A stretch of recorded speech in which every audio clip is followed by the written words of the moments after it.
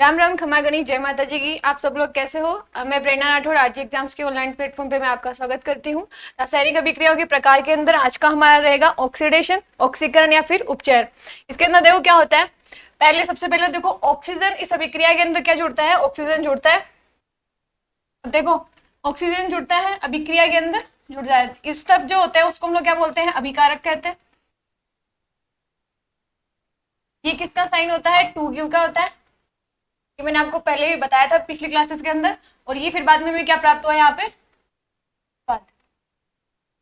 तो इस अभिकारक के अंदर जो ऑक्सीजन है वो जुड़ के फिर रासायनिक अभिक्रिया के अंदर जुड़कर फिर उत्पाद के रूप में प्राप्त होता है। तो इस तरह से देखो क्या हुआ इसके अंदर, ऑक्सीजन का अभिक्रिया के अंदर जुड़ना वो क्या कहलाता है, ऑक्सीकरण कहलाता है या फिर उपचयन कहलाता है। इसको ऑक्सीडेशन भी बोलते हैं।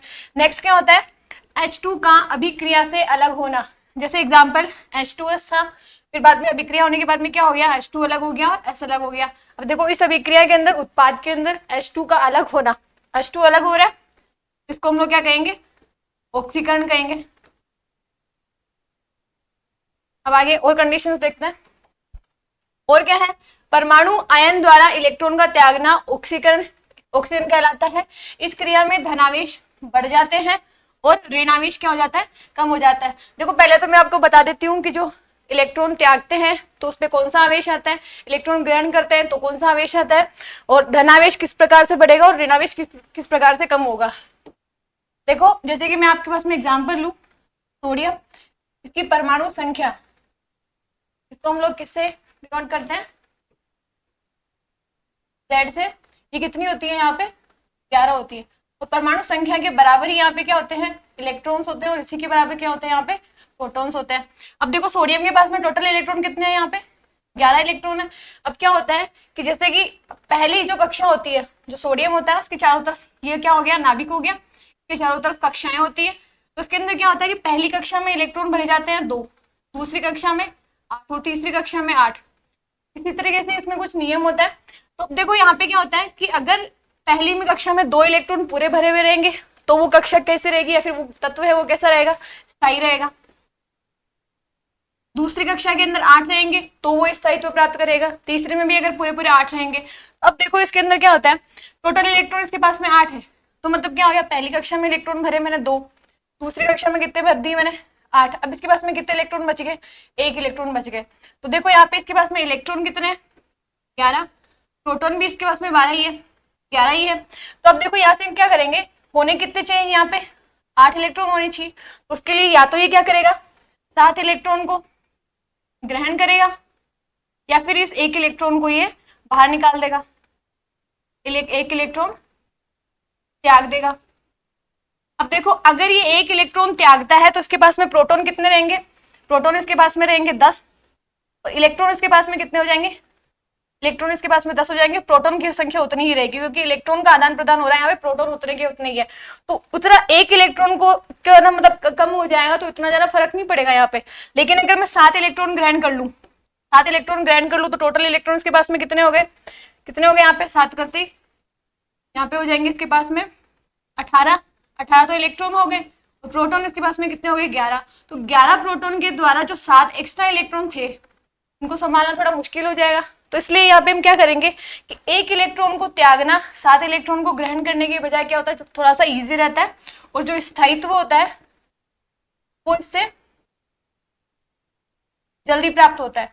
तो इसलिए हम लोग क्या करेंगे, यहाँ पे 1 इलेक्ट्रॉन को त्यागना ज्यादा सही मानेंगे। तो 1 इलेक्ट्रॉन को ये क्या करेगा, 1 इलेक्ट्रॉन को त्याग देगा। जब ये 1 इलेक्ट्रॉन त्याग देगा तो सोडियम के ऊपर आवेश क्या हो जाएगा, यहाँ पे +1। ये क्या होता है, आवेश होता है। तो किसी भी तत्व को उसके आवेश के साथ में लिखना, फिर उसके बाद में वह कितने इलेक्ट्रॉन त्याग रहा है, कितने इलेक्ट्रॉन वो ग्रहण कर रहा है, उसके साथ में उसको लिखना। जैसे कि ये क्या बना यहाँ पे Na+1 बना, तो इसको ही हम लोग क्या कहते हैं, आयन कहते हैं। तो देखो ये यहाँ पे इसके ऊपर धनावेश आया, तो एक तरीके से इलेक्ट्रॉन त्याग कर किस में वृद्धि होती है, धनावेश में वृद्धि होती है। अब सेम ही देखो इसके अंदर और क्या होता है, जैसे कि मैं आपको बताऊं क्लोरीन बताऊं, क्लोरीन की जो परमाणु संख्या होती है वो कितनी होती है, 17 होती है। 17 परमाणु संख्या के बराबर यहाँ पे क्या होते हैं, इलेक्ट्रॉन्स होते हैं। इसी के बराबर क्या होते हैं, यहाँ पे प्रोटॉन्स होते हैं। अब देखो पहली कक्षा में इलेक्ट्रॉन 2, दूसरी में 8, कितने बच गए यहाँ पे 7। कितने इलेक्ट्रॉन की जरूरत है इसको, एक इलेक्ट्रॉन की जरूरत है। तो ये एक इलेक्ट्रॉन या तो क्या करेगा, ग्रहण कर लेगा, या फिर क्या करेगा, इन 7 इलेक्ट्रॉनों को ये त्याग देगा।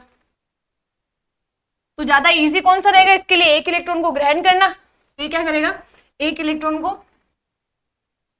को ग्रहण करेगा। तो इसके ऊपर आवेश क्या हो जाएगा, यहाँ पे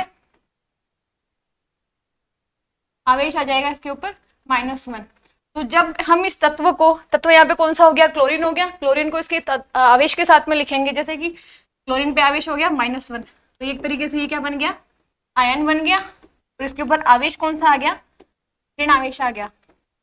तो कंक्लूजन क्या निकला कि अगर इलेक्ट्रॉन त्यागता है तो आवेश कौन सा होता है, यहाँ पे उस पे धनावेश में क्या होता है, धनावेश में वृद्धि होती है। और अगर इलेक्ट्रॉन क्या करता है, इलेक्ट्रॉन ग्रहण करता है, क्या आती है, ऋण आवेश में क्या होती है, वृद्धि होती है। अब यही चीज अभी इस वाली क्लास, अब हम लोग उस लाइन को देखते हैं। देखो लाइन क्या थी यहाँ पे, इलेक्ट्रॉन का त्यागना। इलेक्ट्रॉन का त्यागना भी एक कौन सी प्रोसेस है, इलेक्ट्रॉन का त्यागना ऑक्सीकरण की प्रोसेस है। अब इलेक्ट्रॉन त्यागेगा तो किस चीज के अंदर वृद्धि होगी, धनावेश में वृद्धि होगी, पॉजिटिव जो है उसके अंदर वृद्धि होगी। और जब पॉजिटिव में वृद्धि होगी तो क्या हो जाएगा, यहाँ पे ऑक्सीडेशन के अंदर वृद्धि होगी। और जब अगर पॉजिटिव आवेश बढ़ रहा है तो नेगेटिव आवेश तो कम होगा ना। तो वही चीज आगे इसमें लिखी हुई है, धनावेश बढ़ जाएगा और ऋण आवेश जो है वो कैसे हो जाएगा, कम हो जाएगा। जैसे कि एग्जांपल देखते हैं, आयरन जो है उसमें से हम एक इलेक्ट्रॉन निकालेंगे, एक इलेक्ट्रॉन निकाला तो उस पर आवेश क्या आ गया, Fe+1 का आ गया। फिर उसमें से वापस एक और इलेक्ट्रॉन निकालेंगे तो Fe+2 आ गया। वापस एक और इलेक्ट्रॉन निकाला तो क्या आ गया, Fe+3। अब देखो क्या बताया था मैंने यहाँ पे, इलेक्ट्रॉन का त्यागना या फिर धनावेश में वृद्धि होना, दोनों बात तो एक ही है। देखो यहाँ पे इलेक्ट्रॉन त्याग भी रहा है और धनावेश के अंदर वृद्धि भी हो रही है। तो एक तरीके से यहाँ पे कौन सी प्रोसेस हो गई, ऑक्सीडेशन हो रहा है यहाँ पे। फिर नेक्स्ट देखते हैं, जिन पदार्थों का ऑक्सीकरण होता है उनको हम लोग क्या कहते हैं, अपचायक कहते हैं। ये थोड़ा ध्यान रखना, जिनका ऑक्सीकरण होता है उनको अपचायक कहते हैं, और जिनका अपचयन होता है उनको हम लोग क्या कहते हैं, ऑक्सीकारक कहते हैं। मैं यहीं पे बता रही हूँ ताकि बाद में कंफ्यूजन नहीं हो, बाकी आगे भी बता दूंगी मैं आपको। तो इसका एग्जाम्पल क्या हो गया, H2, H2S, CO, SO2, carbon और HI। नेक्स्ट देखते हैं,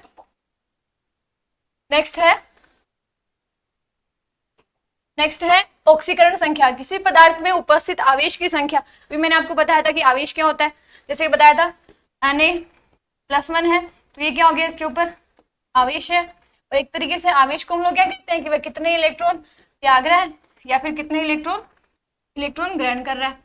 तो वही उनकी संख्या ही क्या कहलाती है, यहाँ पे आवेश कहलाती है। अब किसी तत्व के ऊपर उसका आवेश कितना है उसी को हम लोग क्या कहते हैं, ऑक्सीकरण संख्या कहते हैं। जैसे कि KMnO4 पोटेशियम परमैंगनेट, तो इसके अंदर जो Mn है उसके ऊपर आवेश कितना है, यहाँ पे +7 है, और जो K है उसके ऊपर आवेश कितना है, +1 है। तो यही क्या होते हैं, इनकी ऑक्सीकरण संख्या होती है। नेक्स्ट देखते हैं, फिर है नेक्स्ट टॉपिक है हमारा अपचयन या फिर अवकरण या फिर रिडक्शन। अब देखो इसके अंदर उसका जस्ट उल्टा होता है, उसके अंदर क्या होता है, ऑक्सीजन जुड़ रही है। देखो ऑक्सीकरण का मतलब एक तरीके से ऑक्सीजन से मिलता जुलता हो गया, तो उसके अंदर क्या जुड़ती है, ऑक्सीजन जुड़ती है। इसका जस्ट उल्टा क्या हो जाएगा, अपचयन के अंदर हो जाएगा। इसमें ऑक्सीजन बाहर निकलती है, उसमें हाइड्रोजन क्या हो रही थी, बाहर निकल रही थी, तो इसके अंदर क्या हो जाएगा, हाइड्रोजन जुड़ जाएगी। तो देखो CO2 थी, अभिक्रिया होने के बाद में क्या बन रही है, कार्बन इधर अलग हो रही है और ऑक्सीजन बाहर निकल रही है। तो ऑक्सीजन अभिक्रिया के जो उत्पाद है उसके अंदर ऑक्सीजन का अलग होना, ये कौन सी प्रोसेस होती है, अपचयन की होती है। फिर H2 का जुड़ना, H था, H2 के साथ में अभिक्रिया करके क्या बन रही है, H2S बन रही है। तो हाइड्रोजन का यहाँ पे जुड़ना कौन सी अभिक्रिया हो गई, अपचयन की हो गई। नेक्स्ट फिर है परमाणु आयन द्वारा इलेक्ट्रॉन का ग्रहण करना, जिससे धनावेश में क्या होती है, कमी होती है, और ऋणावेश में क्या होती है, वृद्धि होती है। ये मैंने समझाया था आपको, जब इलेक्ट्रॉन ग्रहण करेंगे तो कौन से आवेश में वृद्धि होगी, ऋणावेश में वृद्धि होगी। और ऋणावेश में वृद्धि होगी तो वो कौन सी प्रोसेस हो जाएगी, कौन सी अभिक्रिया हो जाएगी, अपचयन की। अब अगर ऋणावेश में वृद्धि हो रही है तो धनावेश के अंदर तो कमी होगी ना, तो क्या हो जाएगा यहाँ पे, धनावेश में कमी या फिर ऋणावेश के अंदर क्या होना, वृद्धि होना। जैसे कि SnCl4 था, अभिक्रिया होने के बाद में क्या बन गया, SnCl2 बन गया। यहाँ पे SnCl4 था, उसके ऊपर आवेश कितना था, +4 था, और यहाँ पे +2। तो इसके देखो, इसके आवेश के अंदर, धनावेश के अंदर क्या हो रही है, धनावेश में कमी हो रही है। तो धनावेश के अंदर कमी होना भी कौन सी प्रोसेस होती है, कौन सी अभिक्रिया होती है, अपचयन की अभिक्रिया होती है। जैसे कि इलेक्ट्रॉन अगर ग्रहण कर रहे हैं तो भी वो कौन सी अभिक्रिया रहेगी, अपचयन की रहेगी। धनावेश के अंदर अगर कमी हो रही है तो भी वो अपचयन रहेगा, और ऋणावेश के अंदर वृद्धि हो रही है तो भी वो कौन सी अभिक्रिया होगी, अपचयन की अभिक्रिया हो जाएगी। जिन पदार्थों का अपचयन होता है उनको हम लोग क्या कहते हैं, ऑक्सीकारक कहते हैं। ये मैंने अभी बताया था, तो ये थोड़ा ध्यान रखना। जिनका ऑक्सीकरण होता है उनको हम अपचायक कहते हैं, और जिनका अपचयन होता है उनको हम लोग क्या कहते हैं, ऑक्सीकारक कहते हैं। जैसे कि एग्जाम्पल O2, O3, ये किसका है, ओजोन का है। H2O2, HNO3 और KMnO4, इन सबको क्या बोलते हैं हम लोग, ऑक्सीकारक बोलते हैं। फिर है कुछ पदार्थ जैसे H2S, H2O2 और SO2, इन सब का क्या होता है, ऑक्सीकरण भी होता है, और क्या होता है, ये ऑक्सीकारक भी होते हैं और अपचायक भी होते हैं। इसका मतलब क्या हो गया, इनका ऑक्सीकरण भी होता है और अपचयन भी होता है। ऑक्सीकारक किसको बोलेंगे, जिनका क्या होता है, अपचयन होता है। और अपचायक किनको बोलेंगे, जिनका क्या होता है, ऑक्सीकरण होता है। फिर नेक्स्ट, अब देखो हम लोग देख लेते हैं, जो हम लोगों ने ऑक्सीकरण और अपचयन पढ़ा था उनको हम लोग एक सारणी के द्वारा समझ लेते हैं, दोनों एक साथ में। अगर इलेक्ट्रॉन त्यागेगा तो इलेक्ट्रॉन्स की कमी होगी, और इलेक्ट्रॉन ग्रहण करेगा तो क्या हो जाएगी, धनावेश के अंदर कमी होगी। अब देखो इलेक्ट्रॉन त्यागने पे कौन से आवेश में वृद्धि होती है, धनावेश में वृद्धि होती है। तो इलेक्ट्रॉन के त्यागने और ग्रहण करने से अधिकतर चीजें जुड़ी हुई है। इलेक्ट्रॉन त्यागेगा तो धनावेश में वृद्धि होगी, जब धनावेश में वृद्धि होगी तो ऋणावेश के अंदर क्या हो जाएगी, कमी हो जाएगी। अब इसमें देखते हैं, इलेक्ट्रॉन ग्रहण करेगा, अभी मैंने समझाया था, इलेक्ट्रॉन जब ग्रहण करते हैं तो कौन से आवेश में वृद्धि होती है, नेगेटिव आवेश के अंदर। अब अगर नेगेटिव आवेश बढ़ेगा तो धनावेश के अंदर क्या आएगी, कमी आएगी। दूसरा, ऑक्सीजन का इसमें क्या होता है, ऑक्सीडेशन में ऑक्सीजन जुड़ेगा और उसके अंदर ऑक्सीजन अलग हो जाएगा। इसमें H2 है वो क्या करेगा, H2 अलग हो जाएगा, और अपचयन के अंदर ऑक्सीजन क्या H2 है वो जुड़ जाएगा। फिर देखो ये चीज देखना है यहाँ पे, ये क्या है, अभी जैसे मैंने आपको बताया कि Na क्या बनाएगा, +1 बनाएगा, तो ये क्या है, धनावेशित है। तो ये क्या करेगा, ये जो धनावेशित है वो किसको किसको आकर्षित करेगा, नेगेटिव को। जैसे कि हम लोग क्या बोलते हैं, एक बोलते हैं हम लोग आयनिक बंध। इसके अंदर क्या होता है, एक तत्व तो रहेगा नेगेटिव और एक तत्व क्या रहेगा, पॉजिटिव। तो इन दोनों के बीच में एक बंध बनता है जिसको हम लोग क्या कहते हैं, आयनिक बंध कहते हैं। जैसे कि Na है, अभी एक इलेक्ट्रॉन त्याग कर Na+1 बना रहा है, और एक जो दूसरी क्लास है उसके अंदर, दूसरा जो होता है उसके अंदर क्या होता है, क्लोरीन है, वो एक इलेक्ट्रॉन ग्रहण करके क्या बना रहा है, Cl-1 बना रहा है। तो अब देखो इन दोनों के बीच में ये क्या करेगा, एक दूसरे के बीच में, इनके बीच में एक आकर्षण बल काम करेगा, जिससे एक यौगिक का निर्माण होगा, और वो यौगिक कौन सा हो जाएगा, NaCl। तो इस तरह से हम लोगों को कंक्लूजन क्या निकला, जो पॉजिटिव या फिर जो धनावेशित रहता है वो आकर्षित किसको करेगा, नेगेटिव को आकर्षित करेगा, और जो नेगेटिव आवेश है वो किसको आकर्षित करेगा, पॉजिटिव को। और जो नेगेटिव और नेगेटिव है उनके बीच में कभी यौगिक नहीं बनेगा, और पॉजिटिव के बीच में भी यौगिक नहीं बनेगा। और इन दोनों से क्या बनता है, यहाँ पे यौगिक बनता है, और वो यौगिक भी कौन सा होता है, आयनिक यौगिक होता है। क्यों, क्योंकि उनके बीच में जो बंध बनता है वो कैसे बनता है, बताया था मैंने, ये भी क्या है, आयन है, और ये भी क्या है, यहाँ पे आयन है। मैंने बताया था कि आयन क्या चीज होता है। अब आयनों के बीच में अगर बंध बना तो वो बंध कौन सा हो गया, आयनिक बंध हो गया, और जो यौगिक बना उसको हम लोग क्या करेंगे, आयनिक यौगिक कहेंगे। तो इस तरह से क्या हो गया, यहाँ पे कंक्लूजन ये निकला कि जो धनावेशित तत्व होता है वो किसको आकर्षित करेगा, ऋणावेशित तत्व को, और धनावेशित है वो धनावेशित को क्या करेगा, आकर्षित नहीं करेगा। अब लाइन देख लेते हैं वापस से, लाइन क्या है यहाँ पे, पॉजिटिव आवेश के अंदर वृद्धि होगी तो वो ऋण विद्युतीय तत्व को क्या करेगा, आकर्षित करेगा, अर्थात वो जुड़ेगा। अब धन विद्युतीय तत्व को तो आकर्षित नहीं करेगा, इसका मतलब यहाँ से वो हट जाएंगे। इसका जस्ट उल्टा, ऋण विद्युतीय तत्व है वो क्या हो जाएंगे, यहाँ से हट जाएंगे। क्यों, क्योंकि इसमें आवेश किसकी वृद्धि हो रही है, ऋणावेशित की वृद्धि हो रही है, तो ऋणावेशित को तो वो आकर्षित नहीं करेगा, किसको आकर्षित करेगा, धनावेशित को। फिर इलेक्ट्रॉन को ग्रहण करना, और इसके अंदर क्या होता है, इलेक्ट्रॉन का त्यागना। नेक्स्ट देखते हैं, नेक्स्ट है रेडॉक्स अभिक्रिया। ये वह अभिक्रिया होती है जिसके अंदर ऑक्सीकरण और अपचयन दोनों की दोनों अभिक्रियाएं वो एक साथ में होती है। उस अभिक्रिया को हम लोग क्या कहते हैं, रेडॉक्स अभिक्रिया कहते हैं। जैसे कि CuO+H2, ये है जो ताप की उपस्थिति में, ये किसका निशान है, मैंने बताया था 2 गिव का है, इसके ऊपर जो कंडीशन लिखी हुई होती है उसका मतलब ये होता है कि इसकी उपस्थिति के अंदर क्या होती है, ये प्रोसेस हो रही है, फिर ये रासायनिक अभिक्रिया हो रही है। अब इसके अंदर देखो आगे क्या हुआ, CuO था वो H2O के साथ, H2 के साथ में जुड़ के क्या बना यहाँ पे Cu प्लस H2O। अब देखो एक तत्व एक यौगिक को लेते हैं, CuO है यहाँ पे, रासायनिक अभिक्रिया में जब उत्पाद के रूप में बना तो ये क्या बन गया, ओनली Cu बना। अब इसमें क्या हो रहा है, O2 है वो क्या हो रहा है, हट रहा है, O2 का त्याग हो रहा है। इसका मतलब O2 का त्याग होना कौन सी अभिक्रिया होती है, अपचयन की। इसके अंदर क्या होता है, इसमें ऑक्सीजन जुड़ रहा है, ऑक्सीजन का जुड़ना, ऑक्सीजन का जुड़ना क्या कहलाता है, ऑक्सीकरण कहलाता है, और ऑक्सीजन का हटना क्या कहलाता है, अपचयन कहलाता है। तो ये इसमें हो गया, तो दोनों के दोनों प्रोसेस एक साथ में होती है, उसको हम लोग क्या कहते हैं, रेडॉक्स अभिक्रिया कहते हैं।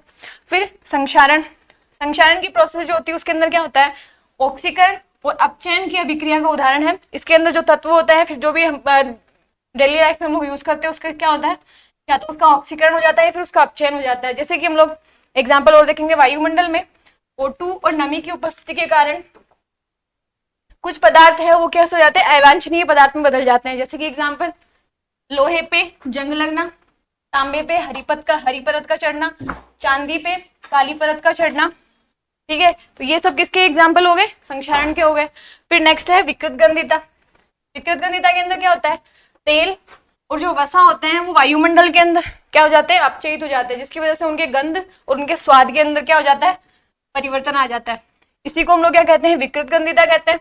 तो इसके विकृत गंधिता से बचाने के लिए हम लोग क्या करते हैं, जैसे कि चिप्स की जो थैली होती है उसके अंदर क्या करते हैं, ऑक्सीजन को हटाकर उसकी जगह पे क्या करते हैं हम लोग, नाइट्रोजन, नाइट्रोजन जो होती है वो ऑक्सीजन से कम क्रियाशील होती है। तो इस वजह से हम लोग क्या करते हैं, उस चिप्स की थैली के अंदर ऑक्सीजन को निकालकर उसमें नाइट्रोजन गैस भर देते हैं, जिससे उसका क्या हो जाता है, विकृत गंधिता नहीं होती है, फिर उसका अपचयन नहीं होता, उपचयन नहीं होता। नेक्स्ट देखते हैं, चलो ठीक है, थैंक यू सो मच।